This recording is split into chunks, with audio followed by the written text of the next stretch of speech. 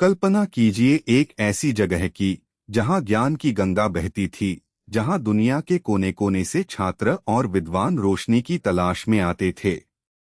एक ऐसा विश्वविद्यालय जो सिर्फ ईंटों और पत्थरों का ढांचा नहीं, बल्कि मानवता की बौद्धिक आकांक्षाओं का प्रतीक था। हम बात कर रहे हैं प्राचीन नालंदा विश्वविद्यालय की। लेकिन क्या आप जानते हैं कि ज्ञान के इस महासागर को एक बर्बर आक्रमणकारी ने राख में क्यों बदल दिया?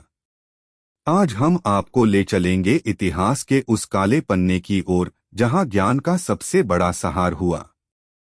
6वीं शताब्दी में स्थापित नालंदा सिर्फ एक शिक्षण संस्थान नहीं था, यह एक जीवित किंवदंती थी। यहाँ 10,000 से अधिक छात्र और 2,000 शिक्षक रहते थे, जो विभिन्न विषयों जैसे चिकित्सा, गणित, ज्योतिष, दर्शन, तर्कशास्त्र और बौद्ध धर्म का अध्ययन करते थे।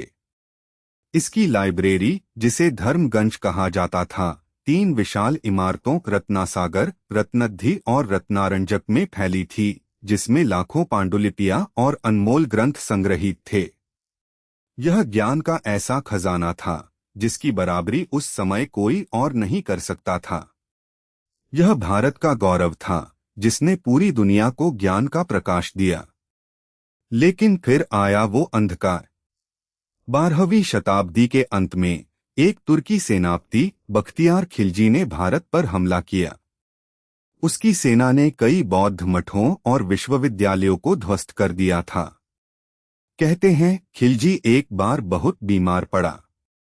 उसके हकीम उसका इलाज नहीं कर पा रहे थे। तब किसी ने उसे नालंदा के प्रमुख आचार्य राहुल श्रीभद्र से इलाज करवाने की सलाह दी।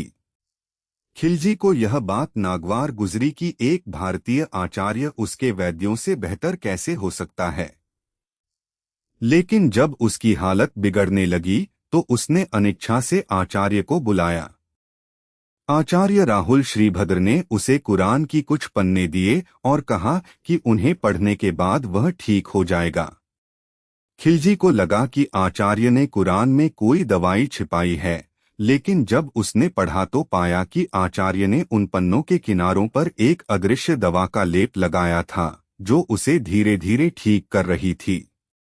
खिलजी ठीक हो गया, लेकिन उसके मन में ईर्ष्या और असुरक्षा की आग भड़क उठी। उसे लगा कि यदि भारतीय विद्वानों के पास इतनी शक्ति और ज्ञान है तो उसकी सत्ता को खतरा हो सकता है।